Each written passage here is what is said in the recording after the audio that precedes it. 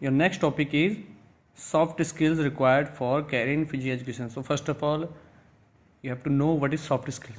So soft skills are those skills which makes person successful in future. मतलब ऐसी skills जिनके through कोई person अपनी प्रोफेशनल लाइफ में सक्सेसफुल बन सकता है इन सॉफ्ट स्किल्स की हेल्प से, उनको बोलते हैं हम सॉफ्ट स्किल्स. ओके, तो यहाँ पे मैं लिखा भी है soft skills are those skills which makes person successful in future. ठीक है, तो बहुत सारे आता है आपका soft skills required for career. अगर आपको फिजिकल एजुकेशन में अपना कैरियर बनाना है तो आपके कौन कौन से सॉफ्ट स्किल्स की रिक्वायरमेंट है जिनके बेसिस पर अपना अपना फिजिकल एजुकेशन में कैरियर आप ब्राइट बना सकते हैं. तो फर्स्ट आता है उसमें interest in physical education. The simple सी बात है, अगर आप फिजिकल एजुकेशन में इंटरेस्टेड है अपने फ्यूचर कैरियर में तो आपको पर्टिकुलर उस सब्जेक्ट में फिजिकल एजुकेशन सब्जेक्ट में इंटरेस्ट होना पड़ेगा और उसी की नॉलेज की बेसिस पे ही आप एक अच्छे फिजिकल एजुकेशन बन पाएंगे. ठीक है, सेकेंड थिंग आता है good personality and good health. देखिए जो फिजिकल टीचर होते हैं they are very good on the basis of their personality. तो पर्सनैलिटी वाइज आपको अच्छा होना पड़ेगा बिकॉज आपको स्पोर्ट्स में जब भी आप इन्वॉल्व होंगे तो आपकी बॉडी का ऑटोमेटिक डेवलपमेंट होता है, फिजिक आपकी अच्छी आती है, प्लस आपकी हेल्थ अच्छी होनी चाहिए ताकि आप दूसरों को इंकरेज कर सकें. जब तक आप खुद गुड हेल्थ आपकी नहीं होगी तब तक आप अदर्स को स्टूडेंट्स को इंकरेज नहीं कर पाएंगे. अगर जो जिनकी गुड हेल्थ नहीं होती है तो उससे क्या होते हैं जो स्टूडेंट्स होते हैं वो इंकरेज नहीं हो पाते हैं, तो एक बैड इंप्रेशन पड़ता है उस पर. ठीक है, sound mind for career in physical education one should possess sound mind, mental stability and emotional balance. तो मैंने आपको हमेशा बताया था कि अगर आपको अपने किसी फ्यूचर में सक्सेसफुल होना है तो आपको अपने माइंड और इमोशंस को कंट्रोल करना सीखना पड़ेगा, क्योंकि काफ़ी ज़्यादा प्रॉब्लम्स आती हैं, काफ़ी ज़्यादा आपको टफ डिसीजन लेने पड़ते हैं या काफ़ी ज़्यादा आपको टास्क परफॉर्म करने हैं, तो उसके लिए आपके माइंड का कंट्रोल में होना बहुत ज़रूरी है. Okay, good sports performance one should have played and perform well in sports at district, state, national and international level competition. अगर आपको एक फिजिकल एजुकेशन में अपना कैरियर बनाना है तो आपको district, state, national, international level पर आपको उस पर्टिकुलर स्पोर्ट्स में परफॉर्म करना पड़ेगा जो आपकी अचीवमेंट कहलाती है उस पर्टिकुलर स्पोर्ट्स में. तभी आपका जो अपने प्रैक्टिकली जो नॉलेज होगी उस पर्टिकुलर फील्ड में उस स्पोर्ट से उसमें आप बेटर हो पाएंगे. Leadership ability the leadership quality, competitive ability and good socialization skills enhance the career option in physical education. तो लीडरशिप क्वालिटीज़ होना बहुत जरूरी है किसी पर्सन में, क्योंकि आपको किसी टीम का कैप्टन बनना पड़ता है वहाँ पर, तो आपको लीडरशिप क्वालिटीज़ का बहुत ज़्यादा बड़ा रोल है.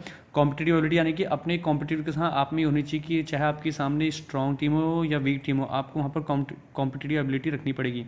और सोशलाइजेशन, आपको वेल सोशलाइज्ड होना चाहिए ताकि आप किसी भी इन्वायरमेंट में किसी भी तरह के ग्रुप्स में इजीली एडजस्ट हो सके.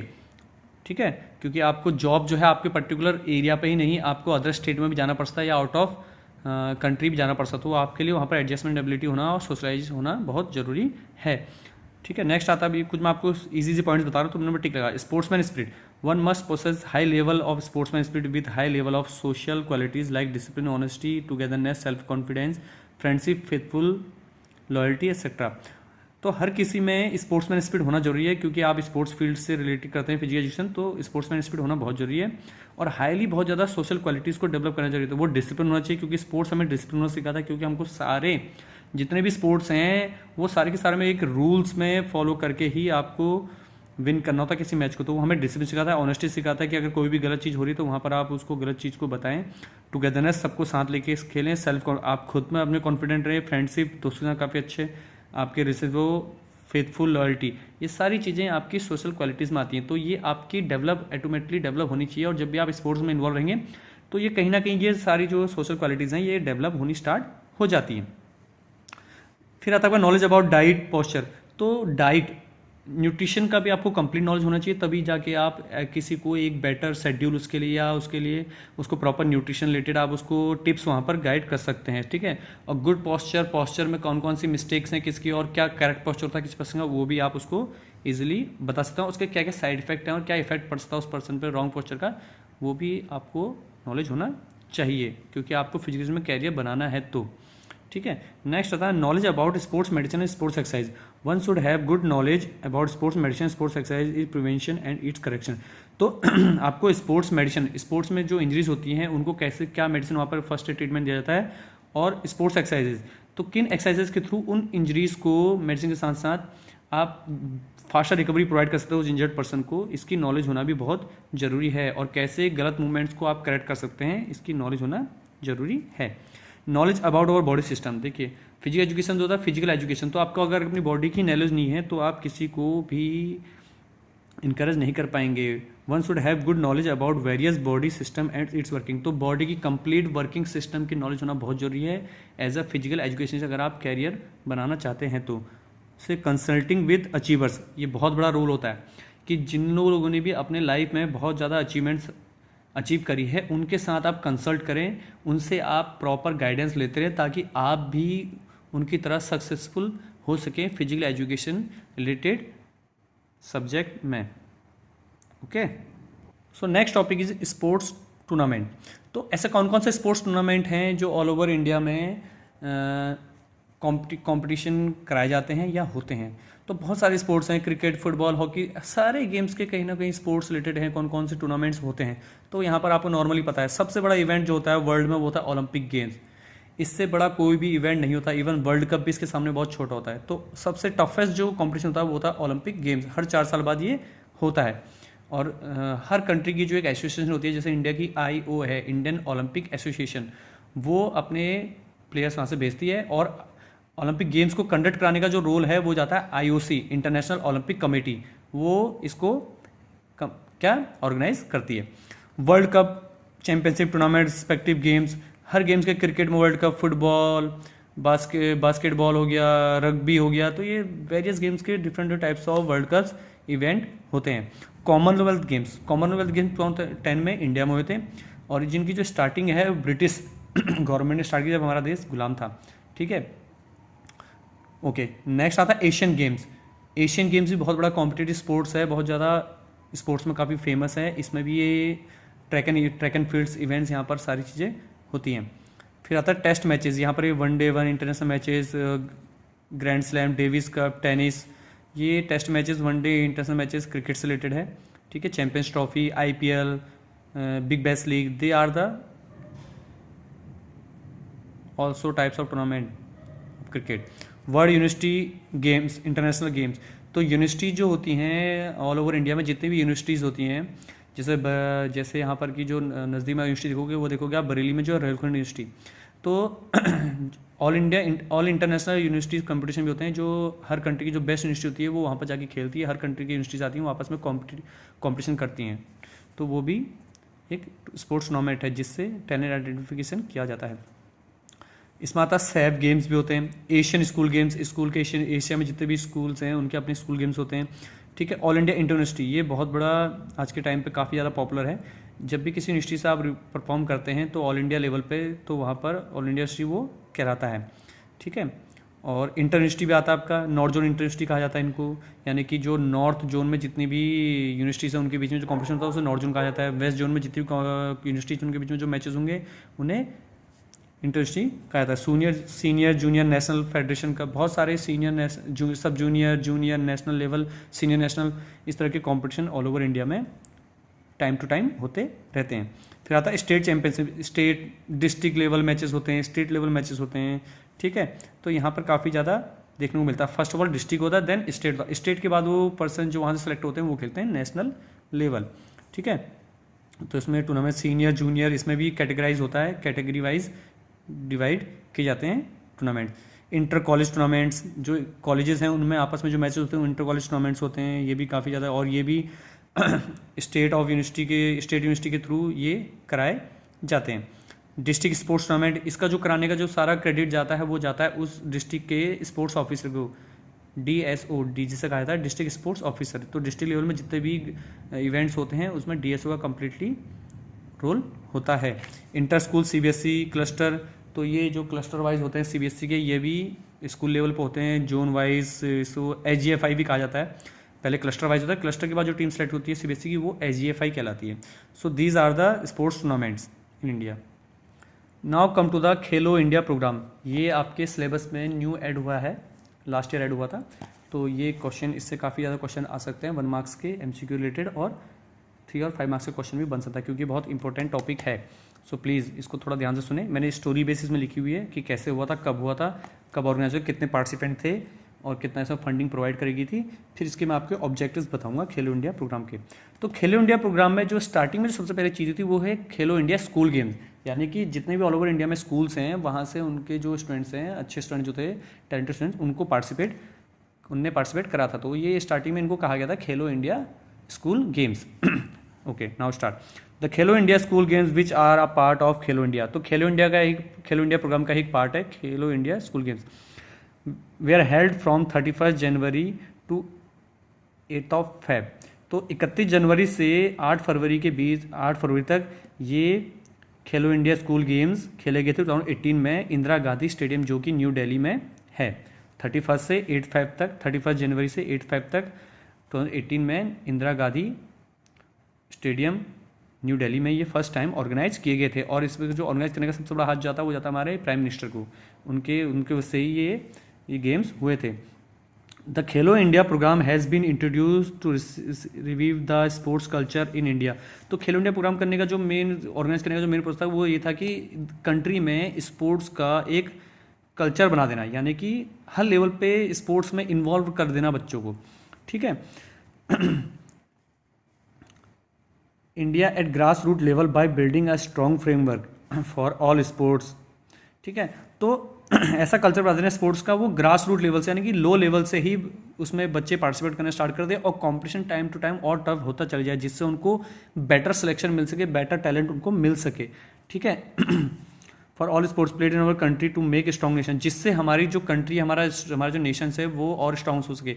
और हमारी कंट्री और स्ट्रॉन्ग नेशन तभी स्ट्रॉन्ग होगा जब वहाँ की जो यंग जनरेशन है वो स्ट्रॉन्ग होगी, और वो तभी स्ट्रॉन्ग होगी जब वो फिट और फिजिकली हेल्थी रहेंगे। और स्पोर्ट्स एक ऐसा मीडियम है जिसके थ्रू आप किसी को भी हेल्थी रख सकते हैं, क्योंकि ऑल ओवर इंडिया में आज के टाइम पे स्पोर्ट्स एक ऐसा मीडियम है जिससे आप किसी को फिट एंड फाइन या हेल्थी रख सकते हैं। ओके, और ये आपको एक एंटरटेनमेंट भी प्रोवाइड करता है। Sports is an extremely important components for our all over development of our nation. तो ये कह रहा है कि स्पोर्ट जो है बहुत ज़्यादा इंपॉर्टेंट कंपोनेंट्स है किसी कंट्री के डेवलपमेंट में, यानी कि कंट्री को स्ट्रेंथफुल करने में। In the last few years has made study progress in the field of sports, यानी कि काफ़ी लास्ट 5-10 ईयर्स से इंडिया ने स्पोर्ट्स में काफ़ी ज़्यादा अचीवमेंट्स हासिल की है और काफ़ी ज़्यादा इंकरेजमेंट हुआ है स्पोर्ट्स, और काफ़ी ज़्यादा जो टैलेंट है वो उभर के सामने आया है। It's time we inspire young talent, और यही टाइम है यंग टैलेंट को जज करने का और आइडेंटिफाई करने का। Give them top notch infrastructure and training, उनको जो टैलेंटेड है उनको ग्रास रूट लेवल से ही टॉप नॉच मीन्स होता है हाई लेवल फैसिलिटीज़ प्रोवाइड करके, कोचेस प्रोवाइड करके, उनको सारी फैसिलिटीज़ देके उनसे बेटर परफॉर्मेंस देने की कोशिश करना, उनको हाईएस्ट लेवल तक पहुंचाना। The motto of Khelo India programme is खेलोगे कूदोगे तो बनोगे लाजवाब। तो ये एक मोटो था, किसी भी इवेंट को जब ऑर्गेनाइज किया जाता था उसका एक मोटो होता है। तो इस ओलंपिक खेलो इंडिया प्रोग्राम का जो मोटो था खेलो इंडिया स्कूल गेम्स का, वो मोटो था खेलोगे कूदोगे तो बनोगे लाजवाब, इसलिए मैंने इसको अंडरलाइन किया हुआ है। तो ये बहुत इंपॉर्टेंट चीज़ है। आता है question, what is the motto of Khelo India programme, तो वहाँ पर आएगा खेलोगे कूदोगे तो बनोगे लाजवाब।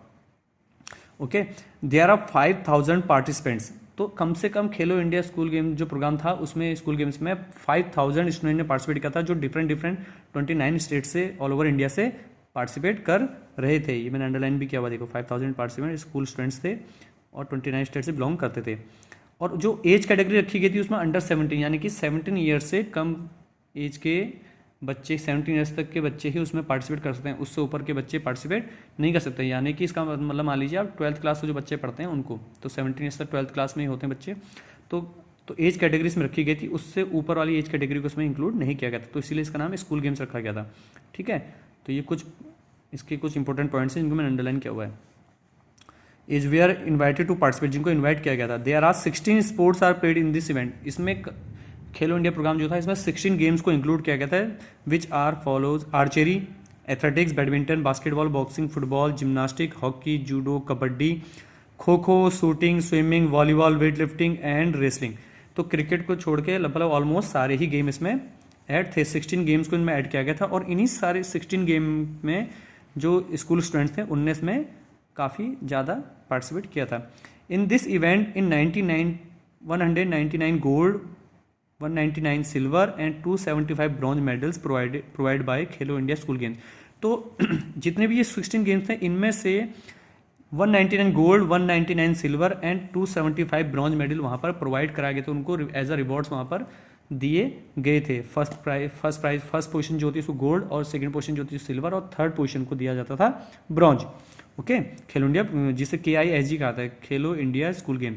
And 1756 crore rupees funding provided for the period 2018 to 2019 to 2020, यानी कि 4 साल के लिए जो इंडियन गवर्नमेंट ने वो फंडिंग प्रोवाइड की गई थी वो करी की थी 1756 करोड़ रुपए फंडिंग प्रोवाइड की थी 2017 से 2020 तक जो भी ये खेलो इंडिया प्रोग्राम होंगे उसमें इंडियन गवर्नमेंट ने इतना फंडिंग वहाँ पर प्रोवाइड कराया था। The best thing of Khelo India programme is the committee identify the young talent and provide 5 lakh rupees per annum for 8 years to the talented player.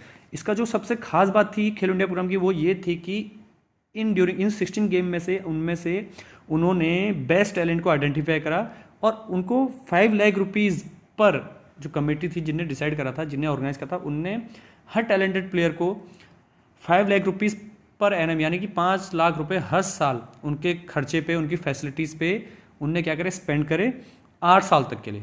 8 साल तक का उन्होंने क्राइटेरिया रखा था कि इन पर हम इतना खर्चा करेंगे और इनको एक अच्छा प्लेयर डेवलप करने में इनकी हेल्प करेंगे, इनको सारी फैसिलिटीज़ प्रोवाइड की जाएंगी। ठीक है, so these are the Khelo India programme the complete history. Okay, तो ये कुछ मैंने आपको अंडरलाइन करे हुए, तो आपको थोड़ा सा पढ़ने पड़ेंगे। Okay, now come to the objectives, क्योंकि कोई भी चीज़ जब ऑर्गेनाइज होती है तो उसके कुछ ना कुछ ऑब्जेक्टिव्स होते हैं। तो Khelo India objective programme, they are various objectives, तो बहुत सारे ऑब्जेक्टिव्स हैं। उसमें फर्स्ट ऑब्जेक्टिव आता है आपका प्ले फील्ड डेवलपमेंट। देखो जो खेलो इंडिया प्रोग्राम है वो स्पोर्ट्स से रिलेटेड है, तो जब तक प्ले फील्ड नहीं होंगे तो वो कोई भी प्रोग्राम सक्सेसफुल नहीं हो पाएगा। तो उन्होंने ये पाया कि ग्रास रूट लेवल से ही आपको प्ले फील्ड का डेवलपमेंट करना पड़ेगा, ग्राउंड्स बनाने पड़ेंगे, स्टेडियम बनाने पड़ेंगे। तो डिस्ट्रिक्ट लेवल पे एटलीस्ट हर डिस्ट्रिक्ट में एक ग्राउंड उनने एटलीस्ट बनाने की कोशिश करी और को थोड़ा सा और इम्प्रूव करने की सोची, जिससे क्या हो सके, जो स्पोर्ट्स में डेवलपमेंट है बॉयज़ और गर्ल्स का वो बढ़ सके। कोचिंग डेवलपमेंट, इंडिया में कोचिंग की फैसिलिटी काफ़ी कम है। जो फीमेल्स होती हैं उनको फीमेल्स कोच काफ़ी कम मिल पाते हैं, तो जो प्रॉब्लम्स होती हैं फीमेल्स को, जो उनकी एक फीमेल प्रॉब्लम्स होती हैं वो एक मेल कोच नहीं समझ पाता है, तो वहाँ पर फीमेल कोचेस को उनने कोशिश करी कि वहाँ पर प्रोवाइड की जाए। इसलिए हर सेंटर से मोस्टली ये ट्राई किया गया है, तो वहाँ पर फीमेल कोचेस वहाँ पर एज अ पोस्ट वहाँ पर उनको दी जाए। ठीक है, और जो टैलेंटेड प्लेयर्स हैं उनको प्रॉपर कोचिंग दी जाए, जिससे वो और अच्छा परफॉर्मेंस कर सके नेशनल लेवल पे, इंटरनेशनल पे। टैलेंट सर्च एंड डेवलपमेंट, मैंने आपको पहले बता दिया कि इसका मेन पर्पज ही क्या था, to identify talent through Khelo India to search new young and upcoming talent in sports and provide training to them. Khelo India programme के थ्रू क्या उनका मेन पर्पज ये था, ऑब्जेक्टिव ये था कि यंग टैलेंट को आइडेंटिफाई करना, प्लस उनको क्या करना, ट्रेनिंग प्रोवाइड करना, और ट्रेनिंग में उनके कोचेज आते हैं, फैसिलिटीज आते हैं, इक्विपमेंट्स प्रोवाइड उनको करना, ताकि वो और अच्छा परफॉर्म कर सके आगे। स्टेट लेवल खेलो इंडिया सेंटर्स, अब ये भी एक था कि अगर आपको स्पोर्ट्स को इनकरेज करना है तो आपको लो लेवल से ही स्पोर्ट्स को क्या करना पड़ेगा, डेवलप करना पड़ेगा। तो to develop sports centres at state level everywhere, तो स्टेट लेवल से ही स्पोर्ट्स सेंटर्स वहाँ पर बनाने का उनने एक ये डिसीजन लिया, और काफ़ी ज़्यादा उन्हें स्पोर्ट्स जो हैं स्टेडियम्स उनने डेवलप करे हैं। ठीक है, फिफ्थ जो है ऑब्जेक्टिव आता है sports for women, to encourage and promote women participate in sports. तो ये भी एक बहुत बड़ा ऑब्जेक्टिव है कि जो वुमेन्स हैं उनका पार्टिसिपेशन इंडिया में हमेशा कम रहा है, बट काफ़ी टाइम से जो 5-10 ईयर्स से जो है, लास्ट 5-10 ईयर्स से काफ़ी ज़्यादा वुमेन्स ने पार्टिसिपेट किया है, और वो कहीं ना कहीं मेल से ज़्यादा, मैन से ज़्यादा अचीवमेंट उनने अचीव करी है स्पोर्ट्स में। जैसे पीवी सिंधु हो गया, साइना मिर्जा हो गया, साइना नेहवाल हो गई, ठीक है, वे रेसलर है बबीता फोगाट हो गई, तो जिन पे काफ़ी सारी मूवीज़ भी बनी हैं। तो इन लोगों ने काफ़ी ज़्यादा स्पोर्ट्स में मेडल ला के दिए इंडिया को। तो उनने ये भी कोशिश करी कि स्पेशली वुमेन्स को भी ज़्यादा इंकरेज किया जाए, उनको भी फैसिलिटी दी जाए, ताकि वो स्पोर्ट्स में और अच्छा परफॉर्म कर सके और देश का नाम रोशन करें। Sports among people with disability, disability means होता है जो लोग, those person who are not able to work any work like normal human being, यानी कि ऐसे लोग जो किसी नॉर्मल एक्टिविटी को नॉर्मल पर्सन की तरह नहीं कर पाते हैं, उन्हें बोलते हैं डिसेबिलिटी, डिसेबल पर्सन। हो सकता है किसी का एक लिम्ब ना हो, जैसे लेग्स उसका छोटा बड़ा हो, या फिर हो सकता है उसका एक पैर पोलियो हो गया, या फिर किसी बॉडी पार्ट्स उसका वर्क ना करता, तो उसे बोलते हैं डिसेबिलिटी। तो ऐसे लोगों जो डिसेबिलिटी है, जिनमें बॉडी में डिसेबल हैं, बॉडी से डिसेबल हैं, उनको भी इंकरेज करना। आजकल काफ़ी ज़्यादा गेम्स होते हैं, पैरालंपिक्स होते हैं जो स्पेशली डिसेबल पर्सन के लिए होते हैं। ठीक है, तो ऐसे इवेंट्स ऐसे या फिर ऐसे कॉम्पिटिशन कराना, ताकि ऐसे लोग डिसेबल पर्सन भी प्राउडली सोसाइटी में रह सकें और साथ साथ इंडिया का नाम रोशन करें। Through Khelo India programme government of India try to promote and encourage sports among people with disability. तो ऐसे लोगों को भी क्या करना है, एनकरेज करना है, ताकि वो सोसाइटी में प्राउडली जी सके, देश का नाम रोशन कर सके। और काफ़ी ज़्यादा आज के टाइम पे कुछ हमारे इंडिया में बहुत सारे डिसेबल ऐसे एथलीट हैं, प्लेयर हैं, जिनने देश को काफ़ी आगे किया है या उनका नाम रोशन किया है देश का।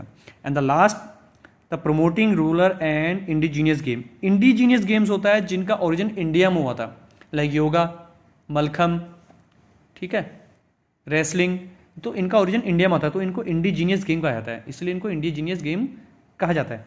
तो प्रोमोटिंग रूरल एरियाज़ में इंडिजीनियस गेम काफ़ी खेले जाते हैं, ठीक है। आपने देखा होगा मलखम हो गया, योगा, गाँव में काफ़ी ज़्यादा पुराने लोग काफ़ी ज़्यादा खेलते थे, रेसलिंग, कुश्ती वुश्ती। तो ऐसे गेमों को भी इनकरेज करना जिससे पर्सनैलिटी, उनकी जो पर्टिकुलर फिजिक है वो डेवलप हो सके, ठीक है। To promote and encourage rural indigenous game like kho kho, kabaddi, ऐसे इंडिजिनस गेम को प्रमोट करना ताकि जिनका ओरिजिन इंडिया में है वो कहीं ना कहीं एंड ना हो जाए, ठीक है। जैसे क्रिकेट का जो है ओरिजिन वो है इंग्लैंड में, तो इंग्लैंड ने क्रिकेट को कितना प्रमोट कर दिया कि आज के टाइम पर ऑल ओवर वर्ल्ड में क्रिकेट खेला जाता है। फुटबॉल जो है, ठीक है, तो ये गेम जो है इंग्लैंड के दिए हुए हैं, तो इंग्लैंड के दिए हुए हैं तो इतना प्रमोट हो चुके हैं कि आजकल हर कंट्री, हर बच्चा खेलना चाहता है। तो इंडिजिनियस गेम ऐसे हैं जो कहीं ना कहीं आजकल टाइम पे लोग प्रेफर नहीं करते खेलना, तो ऐसे गेमों को और अधिक प्रमोट करना ताकि इनमें इन्वॉल्वमेंट बढ़ जाए। So your chapter, first chapter is complete and the first chapter name is changing trends and career in physical education. This is your first chapter. Okay.